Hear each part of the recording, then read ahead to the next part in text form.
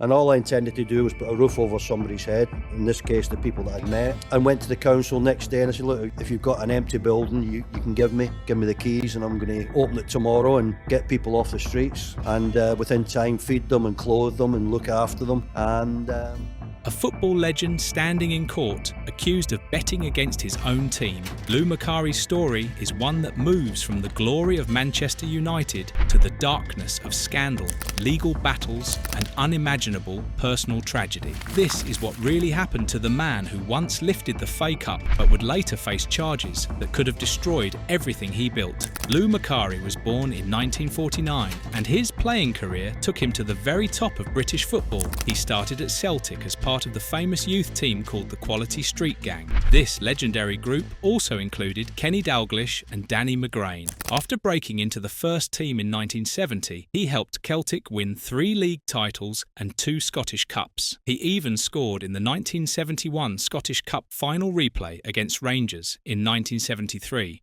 Macari made a huge transfer to Manchester United. Over the next 10 years at Old Trafford, he became absolutely vital to the club, making over 400 appearances and scoring 98 goals. He helped United return to the top division by winning the second division title in 1975. His greatest achievement as a player came in 1977 when he lifted the FA Cup. He also earned 24 caps playing for Scotland. After retiring as a player, Macari moved straight into management in 1984 when he became player manager at Swindon Town. This is where everything started to go wrong. Macari's drive for success at Swindon was relentless. He pushed the team to back-to-back promotions. First, he won the Division 4 title in the 1985-86 season with a record-breaking 102 points. Then he achieved promotion again in 1987 through a playoff victory.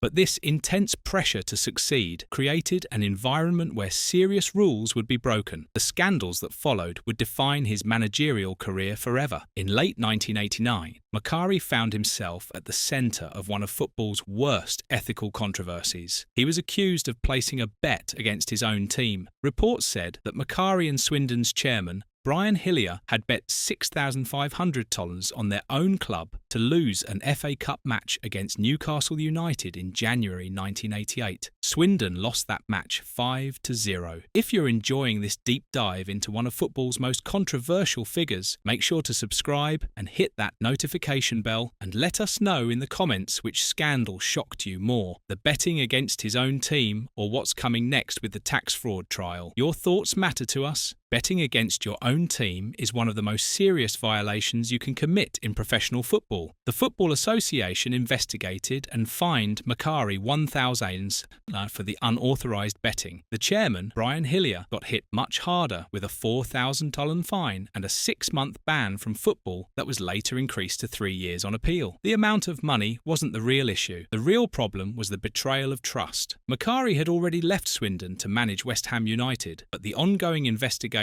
forced him to resign suddenly from the London club in early 1990. He later said he quit to avoid the daily scrutiny and the embarrassing attention the scandal was bringing to West Ham. The damage to his reputation was massive. Decades later, the gambling problems in the Macari family surfaced again. His grandson, Lewis Macari, who played as a defender for Notts County, was punished by the FA in 2025 for breaking betting rules. Lewis admitted to placing 354 bets on football matches between 2020 and 2022. He got a 3-month suspension that was suspended for 12 months and a $750 fine. The fact that serious betting violations keep appearing in the Macari family, from a major scandal in 1989 to hundreds of bets in the 2020s, shows how gambling continues to be a problem in professional football. But the betting scandal was only the beginning of Macari's troubles at Swindon Town between 1985 and 1989. The club was involved in massive financial fraud. Swindon was charged with 36 breaches of Football League regulations. 35 of those charges were about illegal payments made to players. The club secretly took money from gate receipts. sponsorship deals, and programme sales to give players undeclared cash bonuses on top of their wages and signing-on fees. This was done to hide the payments from both the football authorities and the Inland Revenue. It was systematic cheating to get around financial rules. In 1992, Macari faced trial at Winchester Crown Court. He was accused of conspiring to defraud the Inland Revenue. During the trial, Macari gave a shockingly blunt defence for his involvement in the illegal payments. He admitted that he broke Football League rules, but tried to justify it by saying the club had no choice. His exact words were, "If you don't, you haven't got a football side." This statement reveals a disturbing mindset where breaking the law was seen as necessary just to compete. After a 5-week trial, the jury acquitted Macari of the conspiracy charge. The moment he left Winchester Crown Court, he was in tears. While Macari was cleared, the court found his former colleagues guilty of the financial conspiracy. Chairman Brian Hillier was convicted and sentenced to 1 year in prison for his role in defrauding the Inland Revenue. That sentence was later reduced to 6 months on appeal. The club accountant, Vince Farrar, was also found guilty of conspiracy and false accounting. He received a 6-month suspended sentence. The court essentially decided that Macari was the one who built the successful team, while the chairman and accountant were the ones responsible for the illegal financial schemes. This legal separation allowed Macari to go straight back to managing. However, even though he was acquitted of the tax fraud, the betting scandal and his forced resignation from West Ham meant his name would forever be linked to ethical compromise. The fallout from the Swindon controversies created chaos in Macari's managerial career throughout the early 1990s. His time at West Ham United in 1989 was short and ended suddenly in 1990 because of the increasing media attention and formal investigation into what happened at Swindon. After his acquittal in 1992, he had a brief spell at Birmingham City before finding success again at Stoke City from 1991 to 1993. At Stoke, he won the Division 2 title in 1993. This success earned him a major opportunity at Celtic, the club he supported as a boy. However, his time at Celtic would end in disaster and a bitter legal battle. Macari's spell at Celtic lasted less than 8 months. He was hired under the previous board, but his arrival happened at the same time as a takeover by the new chief executive, Fergus McCann. In March 1994, McCann reportedly saw Macari as an unwanted relic from the old regime and quickly wanted to replace him. Macari was sacked in June 1994. McCann said he failed to meet his contractual obligations. The main problem was that Macari stubbornly refused to move his family from Stoke-on-Trent to Glasgow. He stayed based in Stoke for several days each week. He was also criticised for failing to attend the ground regularly and for not providing the weekly progress reports that McCann had demanded. This stubborn refusal to relocate highlighted Macari's deep connection to Stoke, a connection that would later define his greatest work and transform how he approached helping others in need. The sacking quickly turned into a major legal fight. Macari sued Celtic for more than $400,000 in damages. He argued that McCann had simply made up the instructions to force him to quit without having to pay compensation. The court case became a perfect example of corporate hostility in football management. The court admitted that McCann likely had an ulterior motive to get rid of the manager he inherited. However, the judge focused only on Macari's behaviour. The court ruled that Macari was in a flagrant material and repudiatory breach of contract because he refused to follow lawful and reasonable instructions. The ruling stated that Macari failed to accept the reality that he who pays the piper calls the tune. The court said the dismissal was legal based purely on Macari's failure to follow the rules, regardless of whether McCann had bad intentions. Macari's appeal was rejected.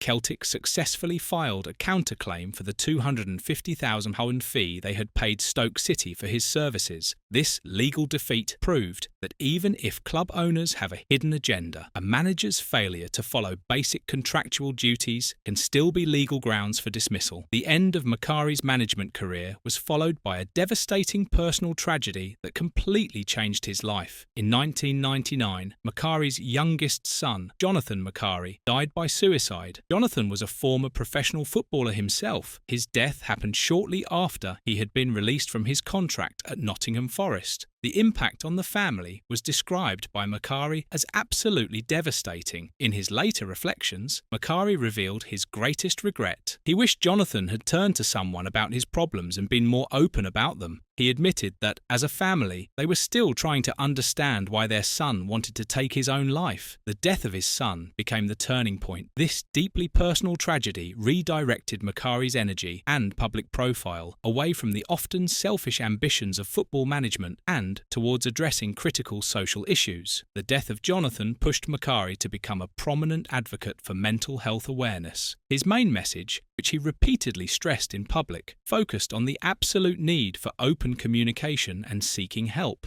His words were clear. That's football's message to all young men. If you have a problem, talk to somebody about it. The fact that Jonathan was a professional footballer facing the sudden end of his career made Macari's message especially relevant to the high-pressure world of elite sport. He spoke directly about the intense scrutiny, the constant failure, and the harsh rejection that defines professional football. He used his own managerial experience and personal grief to address the psychological burdens faced by young players who often struggle to articulate their difficulties. Macari's life is full of contradictions. The same man who bet against his own team and who fought a dramatic legal battle with his boyhood club is the same man who took his intense, action-focused personality and used it to create a humanitarian legacy. His professional career was often marked by conflict, exactly what happened at West Ham and Celtic. But the profound tragedy of losing his son transformed his conflicting and demanding personality into a force for good. This transformation led to his most celebrated achievement, founding the Macari Center in Stoke-on-Trent. Macari had lived in the city for over 20 years. In 2016, he was motivated to act after watching news reports about the growing problem of homelessness in Britain. He established the Macari Foundation to offer emergency accommodation, safe shelter, and dedicated support for rough sleepers and vulnerable people in the city. The foundation's mission is based on the belief that residents can change when given a secure, supportive, empowering, and non-judgmental environment. Macari approached this new challenge with the same intensity and determination he had shown throughout his football career, refusing to accept that homelessness was an unsolvable problem. The Macari Center started with dormitory-style accommodation, but the arrival of the COVID-19 pandemic forced an immediate change. Macari used his signature action-focused leadership to find an innovative solution. He secured a massive warehouse, described as the size of a full-length football pitch, and converted it into an internal village featuring individual sleeping pods. These innovative pods, sometimes called glamping style, were key to restoring the dignity of residents. Each pod has a bed, a heater, a television, and, most importantly, a numbered front door. This numbered address is a basic requirement for residents to access essential services, find work, and reintegrate into society. The centre operates 24 hours a day, 365 days a year. It provides around 50 people with accommodation and 4 guaranteed meals daily. Residents also get access to trained staff who offer drug and alcohol addiction support, skills training, and employment advice. The centre has helped countless individuals rebuild their lives from the ground up, giving them the tools and support needed to escape the cycle of homelessness and despair. Macari's demanding managerial temperament is perfectly reflected in his hands-on approach and constant efforts to improve. The centre even developed schemes to motivate residents towards independence and moving into self-contained apartments. This civic project has received widespread recognition. Former Prime Minister Boris Johnson praised the pods for their innovation in providing COVID-secure shelter. He called Macari a true point of light in Stoke-on-Trent. Lou Macari's life is a story of extremes, marked by huge professional ambition and deep personal transformation. His managerial legacy remains a deep contradiction. He achieved record-breaking success with Swindon by securing 2 promotions that changed the club, but he did it through taking part in financial fraud, a practice he believed was necessary to survive in the football culture of that era. Even with the legal victory of his acquittal in the tax fraud trial, the betting scandal and the forced resignation from West Ham ensure his name stays linked to professional ethical compromise. The death of his son, Jonathan, in 1999 was the moment that changed his path forever. This deeply personal tragedy directed his energy away from football and towards addressing critical social issues. His advocacy for mental health, specifically urging young men to talk about their problems, provided a vital contribution to increasing discussion about vulnerability within the traditionally tough culture of professional sport. The Macari Center represents the ultimate example of his resilience and practical leadership. By using the demanding and action-focused characteristics developed during his years in management, qualities that often led to conflict in the corporate world, he found a highly effective solution to homelessness. The use of individual pods shows a true commitment to restoring basic human dignity, offering not just shelter, but identity and security through a unique address. Today, the Macari Center in Stoke-on-Trent stands as the most defining and widely celebrated achievement of Lou Macari's public life. It is a legacy of profound civic leadership and humanitarian care that completely goes beyond his complex and often troubled history in professional sport. This man, who was once at the center of scandals, who felt the devastating effects of unspoken pain, is now a champion off the pitch. If this story of redemption moved you, subscribe to the channel and let us know in the comments what you think Lou Macari's greatest achievement truly is.